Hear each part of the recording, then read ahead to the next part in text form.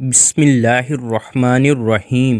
السلام علیکم پیارے ناظرین، جب 19 رمضان کو مسجد کوفہ میں حضرت علی رضی اللہ تعالی عنہ کی اذان گونجنے لگی تو پوری کائنات میں سوگ برپا ہو گیا۔ چرند پرند جنات چیخنے لگے اور حضرت جبرائیل علیہ السلام تمام انسانوں سے کہنے لگے کہ اے انسانوں، آج آخری مرتبہ علی کی آواز میں اذان سن لو۔ حضرت علی رضی اللہ تعالی عنہ اذان دے کر مصلی پر بیٹھے، اللہ کی عبادت کرتے رہے۔ جیسے ہی آپ نے سجدہ کیا تو عبد الرحمن ابن ملجم زہر سے ڈوبی ہوئی تلوار حضرت علی رضی اللہ تعالی عنہ کے سر پر دے مارتا ہے۔ مسجد کوفہ میں قیامت برپا ہو گئی، تمام چاہنے والے سر پیٹنے لگے۔ حضرت علی رضی اللہ تعالی عنہ کا مصلی خون سے رنگین ہو گیا۔ آپ کے سر کا خون آپ کے چہرے اور داڑھی پر آ لگا۔ کچھ چاہنے والے اس ملعون کو ڈھونڈنے لگے جس نے حضرت علی رضی اللہ تعالی عنہ کو ضرب ماری، تو کچھ حضرت علی رضی اللہ تعالی عنہ کے سر کا خون صاف کرنے لگے۔ اتنی دیر میں حضرت علی رضی اللہ تعالی عنہ نے فرمایا، اے حسن، یہ نماز فجر کا وقت ہے، پہلے نماز مکمل کرواؤ، اس کے بعد مجھے دیکھنا۔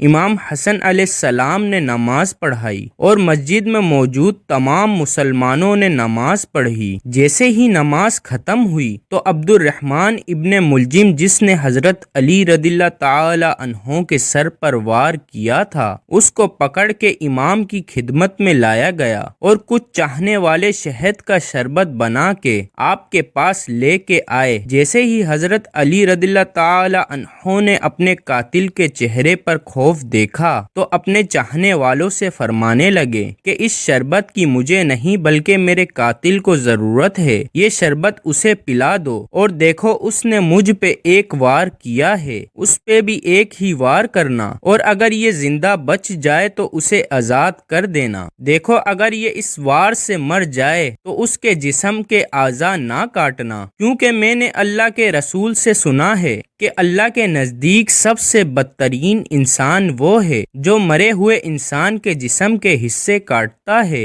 آپ یہ فرمانے لگے اور تمام چاہنے والے آپ کے عدل و انصاف کو دیکھ کے رونے لگے۔ پھر آپ فرماتے ہیں، حسن، حسین، عباس، چلو مجھے اپنے گھر لے کر چلو۔ آپ اپنے بیٹوں کے سہارے سے جیسے ہی گھر کے قریب پہنچتے ہیں تو فرماتے ہیں، عباس، سب چاہنے والوں کو کہو کہ واپس اپنے گھر چلے جائیں۔ تو کسی نے عرض کیا، یا امیر المومنین، یہ سب آپ کے چاہنے والے ہیں، اس حالت میں آپ کو کیسے چھوڑ کر چلے جائیں؟ حضرت علی رضی اللہ تعالی عنہ نے فرمایا، کیونکہ میرے ضرب کی خبر مجھ سے پہلے میرے گھر تک پہنچ چکی ہے اور میری بیٹیاں زور زور سے رو رہی ہیں۔ میں نہیں چاہتا کہ میری بیٹیوں کی آواز میرے چاہنے والوں کے کانوں تک پہنچے۔ تمام چاہنے والے وہیں رک گئے اور حضرت علی رضی اللہ تعالی عنہ گھر تشریف لاتے ہیں۔ تمام بیبیاں روتی ہیں، حضرت علی رضی اللہ تعالی عنہ کو دیکھ کر فریاد بلند کرتی ہیں، اور حضرت علی سب کو دلاسا دیتے ہیں کہ مجھ سے میرے نبی اللہ کے رسول حضرت محمد مصطفیٰ صلی اللہ علیہ وآلہ وسلم پہلے ہی فرما چکے تھے کہ اے علی، میری امت تجھے رمضان کے مہینے میں مسجد میں ضرب مارے گی اور تیرے سر کے خون سے تیری داڑھی سرخ ہو جائے گی۔ یہ وقت صبر کا ہے۔ آپ کو بستر پر لٹایا گیا۔ تاریخ نے لکھا، جیسے ہی طبیب نے حضرت علی رضی اللہ تعالی عنہ کو دیکھا تو وہ پیچھ کر رونے لگا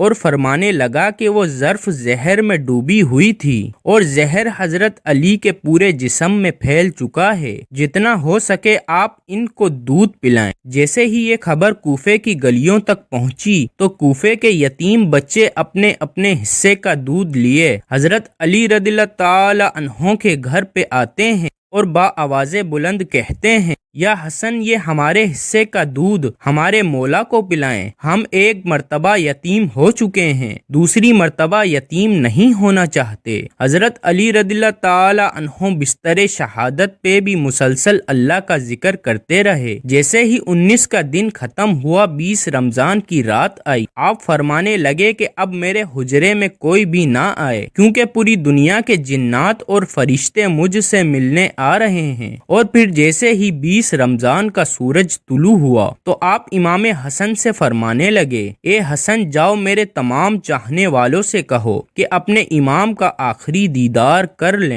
آپ کے عقیدت مند ایک قطار بنا کے جیسے ہی آپ کی زیارت کے لیے گھر میں داخل ہوئے تو دیکھا کہ زہر پھیلنے کی وجہ سے آپ کا چہرہ پورا زرد ہو چکا ہے۔ سب چیخنے رونے لگے۔ حضرت علی رضی اللہ تعالی عنہ فرمانے لگے، پوچھو جو پوچھنا چاہتے ہو، کیونکہ میں علی زمین کے راستوں سے زیادہ آسمانوں کے راستے جانتا ہوں۔ پوچھ لو، جب تم مجھے اپنی آنکھوں سے نہیں دیکھو گے تو پچھتاؤ گے کہ کاش کچھ اور پوچھ لیتے۔ کسی عقیدت مند نے سوال کیا، کسی نے جواب لیا، کوئی زیارت کرتا رہا۔ بس جیسے ہی عقیدت مند جانے لگے، حضرت علی رضی اللہ تعالی عنہ نے فرمایا، حسن میرے پورے خاندان کو میرے حجرے میں لے کے آؤ۔ حضرت علی رضی اللہ تعالی عنہ نے وصیتیں کی اور فرمایا، اب اس خاندان کا وارث میرا بڑا بیٹا حسن ہے، جو یہ کہے اسے ماننا۔ اور امام حسن سے فرمانے لگے، اے حسن جتنا ہو سکے اپنی زبان و کردار سے محبت اور امن کا پیغام دیتے رہنا۔ اپنے نانا کے صلح حدیبیہ کو یاد رکھنا، کوشش کرنا کہ مسلمان کا دشمن نہ بنے اور تقوی سے دور نہ ہونا۔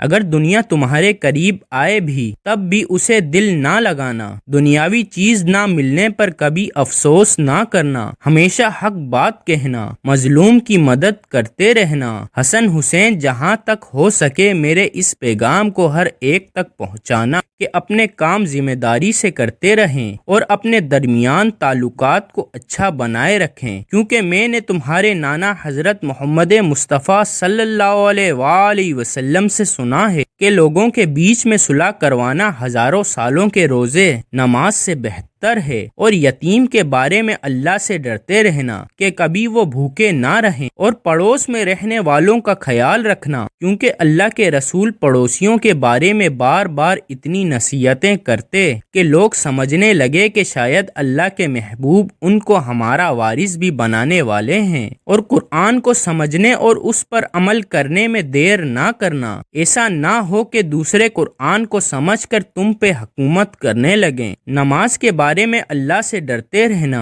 کیونکہ وہ تمہارے دین کا ستون ہے، اور اللہ کے گھر کی حفاظت کرنا، کیونکہ وہ تمہاری پہچان ہے۔ اللہ سے ڈرو، اپنی جان، مال اور زبان کے بارے میں نہ کسی کا مال غصب کرو، نہ کسی کو ہاتھوں اور زبان سے تکلیف دو، ایک دوسرے کی مدد کرتے رہنا، اور خبردار سب مسلمان ایک دوسرے سے جڑ کر جینا، ورنہ تم پہ وہ لوگ مسلط ہو جائیں گے۔ اگر تم فریاد بھی کرو گے تب بھی تمہاری آواز سننے والا کوئی نہیں ہوگا۔ اور سارے عبد المطلب کے بیٹوں کو خبردار کر دو کہ اگر اس ضرب سے میری شہادت ہو جائے تو میرے قاتل کو بھی صرف ایک ہی ضرب مارنا، اگر وہ بچ جائے تو اسے آزاد کر دینا، اگر وہ مر جائے تو اس کے جسم کی بے حرمتی نہ کرنا، اس کے جسم کے حصے نہ کاٹنا، کیونکہ میں نے اللہ کے رسول سے سنا کہ زمین کا بدترین عمل یہ ہے کہ کسی مرے ہوئے کے اعضاء جسم کاٹے جائیں، چاہے وہ پاگل کتا ہی کیوں نہ ہو۔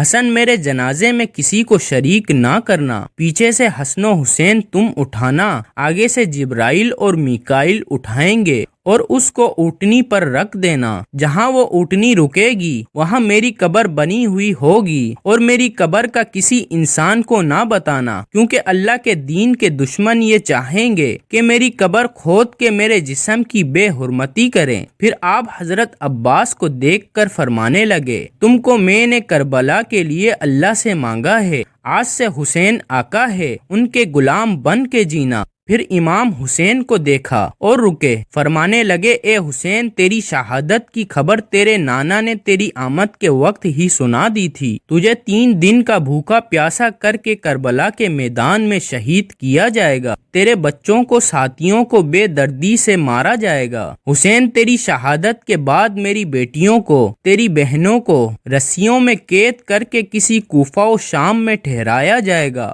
حسین اللہ کے دین کے لیے صبر کرنا اور جب وقت آخر آئے تو اپنی بہنوں اور بیٹیوں سے نصیحت کرنا کہ اسلام کے لیے صبر کرتے رہے اور قدم قدم پہ یہ گواہی دیتے رہیں کہ اللہ کے سوا کوئی عبادت کے لائق نہیں۔ ان کا نانا حضرت محمد مصطفیٰ صلی اللہ علیہ وآلہ وسلم اللہ کے رسول ہیں۔ بس اتنی دیر میں آپ فرمانے لگے، سلام یا رسول اللہ۔ سارا خاندان چیخ کے رونے لگا اور کہنے لگا، اے ہمارے مولا، کیا ہمارے درمیان اللہ کے رسول موجود ہیں؟ حضرت علی رضی اللہ تعالی عنہ نے مسکرا کے فرمایا، ہاں اللہ کے محبوب اور تمہاری ماں فاطمۃ الزہرا سلام اللہ علیہا مجھے لینے آئے ہیں۔ بس پورا گھر زارو قطار رونے لگا اور یوں حضرت علی رضی اللہ تعالی عنہ نے اپنی آنکھیں بند کر لی۔ آپ کی وصیت پر عمل کرتے ہوئے آپ کے جنازے میں کسی کو بھی شریک نہیں کیا گیا۔ پیچھے سے حسن و حسین نے اٹھایا تو آگے سے وہ جنازہ خود بخود اٹھنے لگا اور ایک نورانی اونٹنی ظاہر ہوئی۔ جنازے کو اس پر رکھا